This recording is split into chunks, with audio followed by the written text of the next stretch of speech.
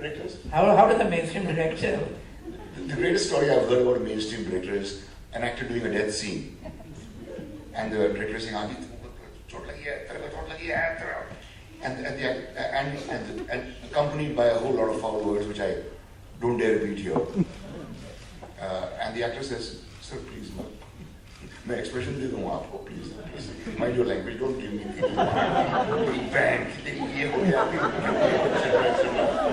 to give the actor a stimulus. And he said, "अच्छा अभी मर सकते, मर, we all मर, all मर."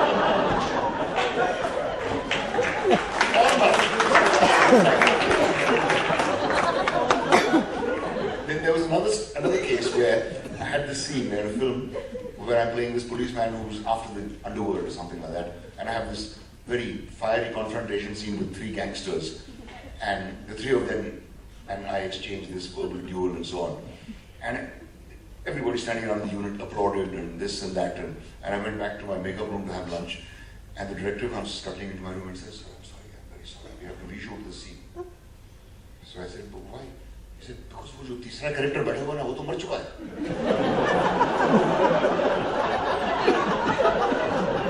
This is absolutely true. The writer himself was sitting there watching the scene and applauding it. After the scene was done, he suddenly realized, "Oh,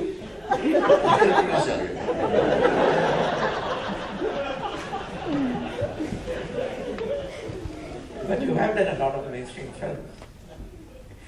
A lot of them have been of this kind. I can't really say I've had a great time in any of them.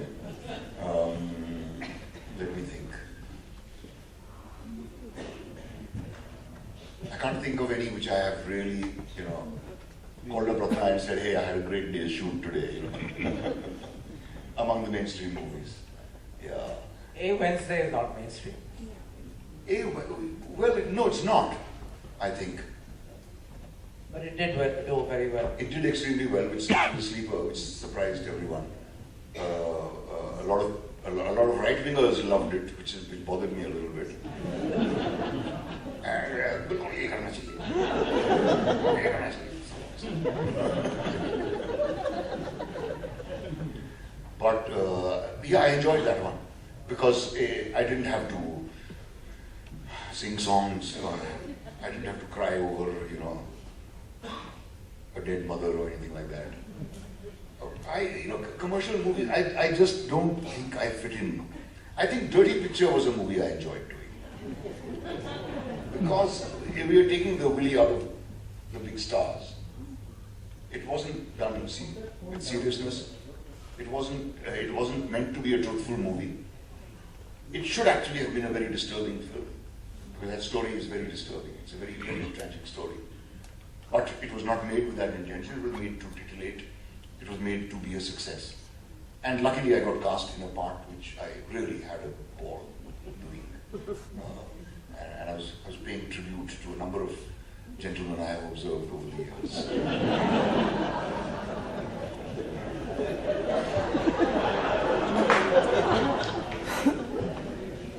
You said in the book that generally a film about a film doesn't work, right? But this worked. Dirty Picture worked. No, it didn't. I think it didn't. I think only the first part worked because it's very easy to write interesting situations involving an aging star and a young starlet. It's not so easy to write interesting situations involving a writer and a star. Then you need to really, go down into the guts of the situation, which our Hindi film writers just don't bother to do. Being superficial is good enough for them.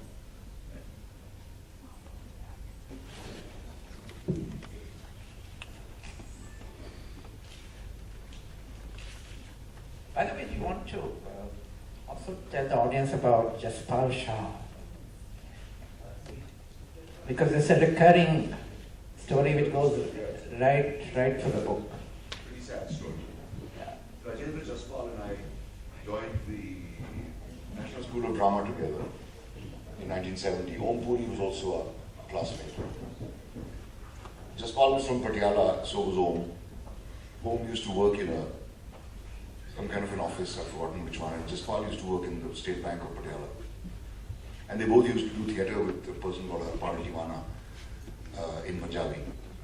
They had done productions like Oedipus Rex and The Miser and so on, Andha Yogin and so on. So their knowledge of theatre was Indian theatre was far greater than mine. I hadn't read a single Hindi play when I joined the drama school. I was very greatly impressed with them both. With Jaspal, firstly, because of his singing and his dancing abilities, which were immense, and he was also a rather good-looking person. Om struck me greatly because I thought that this guy really has guts. NSD. Yeah. He was as slim as a reed. So were you. So was I. Yes. But I was a cat. I just come from Aligarh. I used to wear boots and jeans and flowery shirts and stuff like that. I had long sideburns. What made you? Because on one hand you were this, as you described it, this failure, right, in class, and everyone mocked you, etc. Yet you were bloody arrogant, from what I see. Yeah, I just thought, the whole world will recognize it someday. Maybe schizophrenia is the root cause of people becoming actors somewhere. Though there is another thing which I discovered. There is a thing called onomatomania. Onomatomania is an ailment in which you just keep repeating a word or a phrase for absolutely no reason. Just because you enjoy saying it. And both my eldest brother, who should have become an actor, and I have suffered from this ailment always. And I think that is one of the reasons why I'm able to bring conviction to my dialogue, because I just love going over my dialogue. I never tire of going over my dialogue. I just love saying those words. So perhaps that is what caused me to become an actor more than the schizophrenia. But to turn a little serious, schizophrenia is something which afflicted Jaspal. We were very close friends through the drama school. The 3 years we were inseparable. We were always cast together as buddies and so on. You were being called Jaspal Shah as one. We were here as one person. Have you seen Jaspal Shah today, kind of thing? Then we both went, and I think Jaspal derived great comfort from this kind of, symbiotic sort of relationship with me. Because he always said, I wish I could speak English like you. I wish I was as good an actor as you, though he was, in fact. He used to maybe just say that to make me happy. In certain respects, he was better than me. And I really admired the energy he brought to the stage and so on. Okay, I just opened it a little bit. So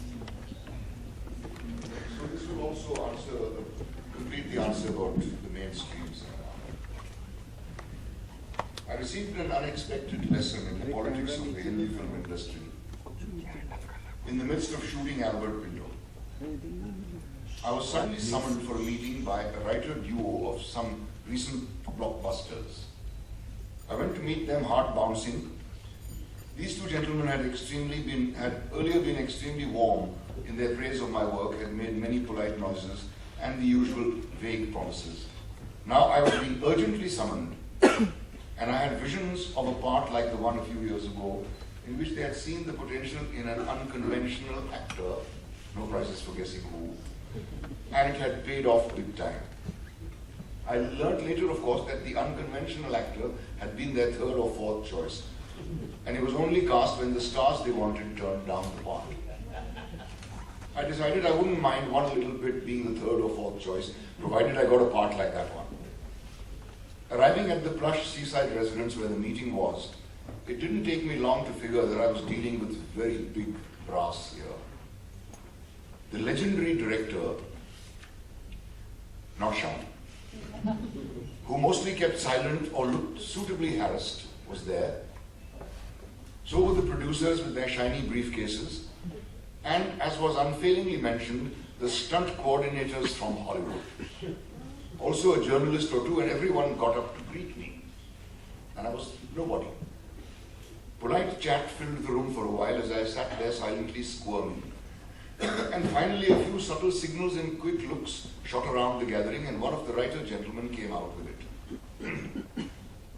Prima donna attitude from one of the stars in the massive film they were shooting at the moment had made them decide to replace the gentleman in question with yours truly, and I should make myself available from next week. I wasn't asked, I was told. My stunned reply that I was already in the midst of a shoot ending in 3 weeks was met with an incredulous guffaw. What film, yeah? Who is going to see it? What film is it? I desisted from naming it, not wanting to create further merriment. So I got bombarded with advice that was not without a certain friendliness. This is the chance of a lifetime for you. Think of your career. Forget that bloody film, whatever it is. And in fact, what I haven't mentioned is, they asked me who's the producer. So I said FFC. NFDC was known as FFC those days, Film Finance Corporation. So one of the gentlemen says, tell them to FFO.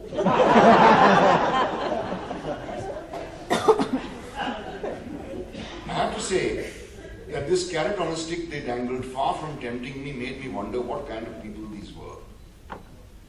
For whom nothing else mattered except having their way immediately. For whom no other film in the world, apart from the one bringing them big bucks quickly, was of any importance.